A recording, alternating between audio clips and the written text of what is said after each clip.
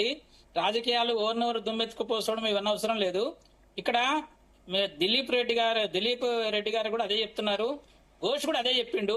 దీనికంతా కర్త కర్మ క్రియ కేసీఆర్ అనే విషయమే వారి నోట్లే కూడా అదే వస్తుంది. ప్రతి ఒక్కరు చిన్న పిల్లని అడిగితే కూడా కాళేశ్వరరావే అంటారు, కేసీఆర్ ను కూడా కాళేశ్వరరావే అంటారు. ఇప్పుడు హరీష్ రావు అన్నాడు కావచ్చు గవర్నర్ గాని. ఇక ఒక విషయం వస్తే సెంట్రల్ గవర్నమెంట్ గాని ఎవరైనా గాని అంటే మెచ్చుకుంటారు. వాళ్ళు ప్రాజెక్టులు కడితే ఎవరు వద్దన్నారు, మెచ్చుకుంటారు. కాబట్టి వాళ్ళు ఏదో పార్లమెంట్ లో అంటే ఏదో వచ్చి చూసి వాళ్ళు సిడబ్ల్యూసి వాళ్ళు వీళ్ళు చెప్పినంత మాత్రాన ఇప్పుడు నువ్వు నీ కళ్ళల్లో మనుగు కోసుకుంటావు అంటే తెలంగాణ గవర్నమెంట్ వాళ్ళు ఏం చేస్తారు, సెంట్రల్ గవర్నమెంట్ ఏం చేస్తుంది? ఇది మొత్తము సెంట్రల్ గవర్నమెంట్ జస్ట్ పర్మిషన్లు ఇస్తుంది అంతే. నీకు నీళ్లు ఉన్నాయి, నీళ్లు లేవు, ఇవన్నీ కూడా సిడబ్ల్యూసిని ఒప్పించుకొని అక్కడ నీళ్లు లేవు ఇక్కడ నీళ్లు ఉన్నాయని ఇదంతా కూడా తప్పటడుగులు వేసింది తెలంగాణ. చిన్న పసిపాప అంటే అప్పుడే పుట్టిన తెలంగాణ 2014 లో 10 ఏళ్ల వరకు పిల్ల చేష్టలే చేసింది. ఈ కాళేశ్వరం ప్రాజెక్టు విషయంలో మొత్తం బయటపడ్డది. దాని ఫలితాలు మనం చూస్తూనే ఉన్నాము. 18 లక్షలు కాదు కదా, 18 ఎకరాలకు కూడా నీళ్లు ఇవ్వలేదు. నేను ఖచ్చితంగా చెప్తాను, ఈ రంగనాయక్ సాగర్ లో గానీ ఇంకెక్కడైనా గానీ పవర్ అంటే ఒక ప్రదర్శన జరిగింది, నీళ్ల ప్రదర్శన. అంటే డ్రై రన్లు వెట్ రన్లు ఇవి జరిగినాయి తప్ప ఎక్కడ కూడా ఫీల్డ్ ఛానల్ ఇంతవరకు తవ్వలేదు. చెరువులు నింపారు, గ్రౌండ్ వాటర్ పెంచారు, ఇవి జరిగినాయి. కాళేశ్వరం ఇంత పెద్ద లక్షలు ఖర్చు పెట్టి గ్రౌండ్ వాటర్ నింపడానికి దానికి అవసరం లేదు. 5,000 కోట్లు 10,000 కోట్లు ఇస్తే నేను మొత్తం గ్రౌండ్ వాటర్ మొత్తం సేవ్ చేయగలుగుతా. వర్షపు నీళ్లను రెయిన్ వాటర్ హార్వెస్టింగ్ కట్టినట్టు అయితే గ్రౌండ్ వాటర్ పెరుగుతుంది.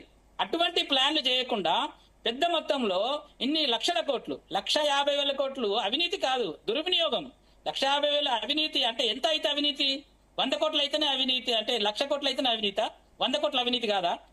20,000 కోట్ల అవినీతి జరిగింది. నేను చెప్తాను, కాంట్రాక్టర్ కి 14% ప్రాఫిట్, 5% టెండర్ ఎక్సెస్ ఇచ్చి టెండర్ ప్రాసెస్ నే మొత్తము మభ్య పెట్టి భ్రమలో పెట్టి 20,000 కోట్ల దీనిలో అవినీతి జరిగింది.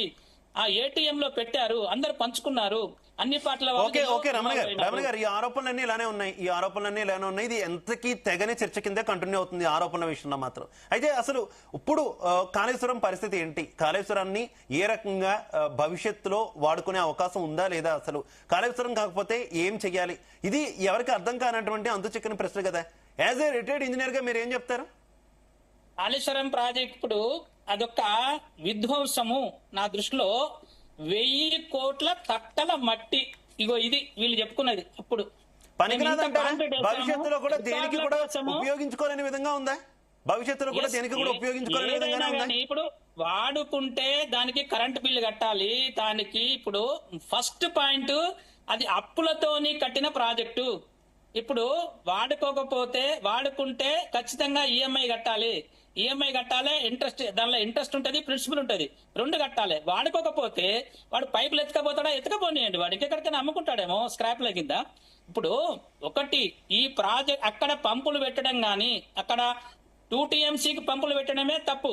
ఇంకా మళ్ళీ ఇంకో 30 TMC కూడా పంపులు పెట్టారు. అవి కూడా డ్యామేజ్ అయినాయి, మొత్తం గొడవ గులిపోయి అక్కడ కన్నెపల్లి పంప్ హౌస్ లో డ్యామేజ్ అయినాయి ఆ పంపులన్నీ కూడా. అదంతా మనకు తెలుసు. దీంట్లో మనం ఎన్ని ఎత్తిపోసామంటే కూడా ఒకసారి 60 TMCలు ఒక పంపు నుంచి ఎత్తిపోసి 5 సార్లు ఎత్తిపోసి 300 TMCలు అని చెప్పి పత్రికలో రాసుకున్నారు వాళ్ళు. అప్పుడు దాన్ని కూడా మనం డిబేట్ లో కూడా అప్పుడు మాట్లాడుకున్నాం. ఒక 60 TMCలు ఎత్తిపోసి ఎవరికి ఇచ్చారు? చెరువులు నింపారు. ఇప్పుడు వీళ్ళు చెప్పుకునేది ఏంటంటే మేము చెరువులు నింపాము, గ్రౌండ్ వాటర్ లెవెల్ పెంచినాము, దీనివల్లనే పంట పండింది.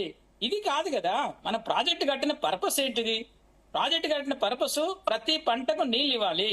అంటే వర్షపు నీళ్లు సరిపోకపోతే మన సర్ఫేస్ వాటర్ స్టోర్ చేసింది కూడా సరిపోకపోతే అప్పుడు పంపు చేసి మనం నీళ్లు ఇవ్వాలి.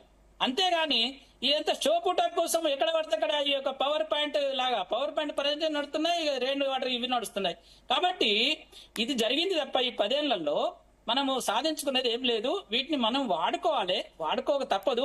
ఆ పంపులను కావాలంటే తుమ్మిడేటికి తీసుకెళ్లి అక్కడ షిఫ్ట్ చేసి అక్కడ పంపు చేసుకొని మనం అక్కడ చేసుకోవచ్చు. అక్కడ ఆ స్కీమ్ లో పాత ప్రాణాది సేవలు ఏదైతే 70 కిలోమీటర్ల కాలువ తవ్వినరో ఆ కాలువలో ఈ పంపులన్నింటినీ షిఫ్ట్ చేయాలి.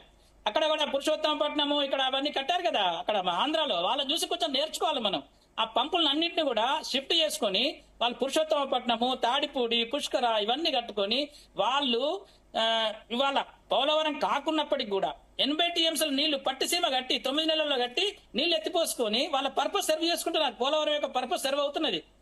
అది లేకుండానే సర్వ్ అవుతుంది పోలవరం లేకుండానే. కాబట్టి కాళేశ్వరం పర్పస్ ను కూడా మనం ఏదో ఓకే, రకంగా ఈ ఓకే, పంపులను ఓకే, అన్నింటినీ ఓకే. యూజ్ దిలీప్ రెడ్డి గారు? చేసుకోవాలి.